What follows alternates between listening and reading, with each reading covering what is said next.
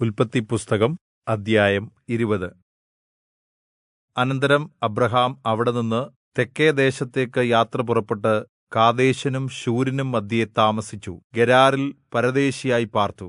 Abraham തന്റെ ഭാര്യയായ സാറയെക്കുറിച്ച്, അവൾ എന്റെ പെങ്ങൾ എന്നു പറഞ്ഞു. ഗെരാർ രാജാവായ അബീമേലെക്ക് ആളയച്ച് സാറായെ കൊണ്ടുപോയി. എന്നാൽ രാത്രിയിൽ ദൈവം സ്വപ്നത്തിൽ അബീമേലെക്കിന്റെ അടുക്കൽ വന്ന് അവനോട്, നീ എടുത്ത സ്ത്രീയുടെ നിമിത്തം നീ മരിക്കും. അവൾ ഒരു പുരുഷന്റെ ഭാര്യ എന്ന് അരുളിച്ചെയ്തു. എന്നാൽ അബീമേലെക്ക് അവളുടെ അടുക്കൽ ചെന്നിരുന്നില്ല. ആകയാൽ അവൻ, കർത്താവേ, നീതിയുള്ള ജനതയെയും നീ കൊല്ലുമോ? ഇവൾ എന്റെ പെങ്ങളാകുന്നു എന്ന് അവൻ എന്നോട് പറഞ്ഞുവല്ലോ. അവൻ എന്റെ ആങ്ങള എന്ന് അവളും പറഞ്ഞു. ഹൃദയപരമാർത്ഥതയോടും നിർമ്മലമായ കരങ്ങളോടും കൂടെ ഞാൻ ഇത് ചെയ്തിരിക്കുന്നു എന്ന് പറഞ്ഞു. അതിന് ദൈവം സ്വപ്നത്തിൽ അവനോട്, അതെ, നീ ഇത് ഹൃദയപരമാർത്ഥതയോടെ ചെയ്തിരിക്കുന്നു എന്ന് ഞാൻ അറിയുന്നു. എനിക്കെതിരെ പാപം ചെയ്യുന്നതിൽ നിന്ന് ഞാൻ നിന്നെ തടഞ്ഞു.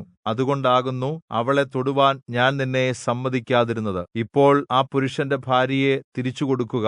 അവൻ ഒരു പ്രവാചകൻ ആകുന്നു. നീ ജീവനോടിരിക്കേണ്ടതിന് അവൻ നിനക്ക് വേണ്ടി പ്രാർത്ഥിക്കും. അവളെ തിരികെ കൊടുക്കാതിരുന്നാലോ നീയും നിനക്കുള്ളവരൊക്കെയും മരിക്കേണ്ടി വരും എന്ന് അറിഞ്ഞുകൊള്ളുക എന്ന് അരുളിച്ചെയ്തു. അബീമേലെക്ക് അതിരാവിലെ എഴുന്നേറ്റ് തന്റെ സകല സേവകന്മാരെയും വരുത്തി ഈ കാര്യം എല്ലാം അവരോട് പറഞ്ഞു. അവർ ഏറ്റവും ഭയപ്പെട്ടു. അബീമേലെക്ക് അബ്രാഹാമിനെ വിളിപ്പിച്ചു അവനോട്, നീ ഞങ്ങളോട് ചെയ്തത് എന്ത്? നീ എന്റെ മേലും എന്റെ രാജ്യത്തിന്മേലും ഒരു മഹാപാപം വരുത്തുവാൻ തക്കവണ്ണം ഞാൻ നിന്നോട് എന്ത് കുറ്റം ചെയ്തു? ചെയ്യരുതാത്ത കാര്യം നീ എന്നോട് ചെയ്തുവല്ലോ എന്ന് പറഞ്ഞു. നീ എന്ത് കണ്ടിട്ടാകുന്നു ഇക്കാര്യം ചെയ്തത് എന്ന് അബീമേലെക്ക് അബ്രാഹാമിനോട് ചോദിച്ചതിന് അബ്രാഹാം പറഞ്ഞത്, ഈ സ്ഥലത്ത് ദൈവഭയം ഇല്ല നിശ്ചയം.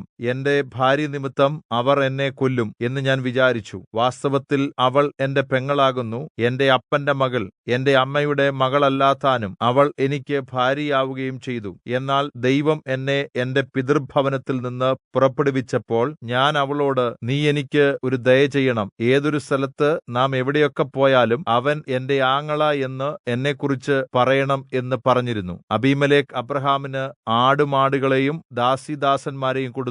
അവന്റെ ഭാര്യയായ സാറയെയും അവന് തിരികെ കൊടുത്തു. ഇതാ എന്റെ രാജ്യം നിന്റെ മുൻപാകെ ഇരിക്കുന്നു.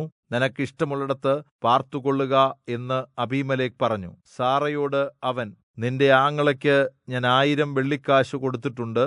നിന്നോട് കൂടെയുള്ള എല്ലാവരുടെയും മുൻപാകെ ഇത് നിനക്ക് ഒരു പരിഹാരം.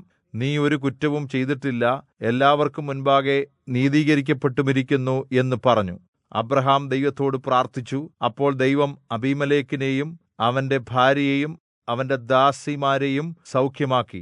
അവർ പ്രസവിച്ചു. അബ്രാഹാമിന്റെ ഭാര്യയായ സാറായുടെ നിമിത്തം യഹോവ അബീമേലെക്കിന്റെ ഭവനത്തിൽ തലമുറകൾ ജനിക്കുന്നത് അസാധ്യമാക്കിയിരുന്നു.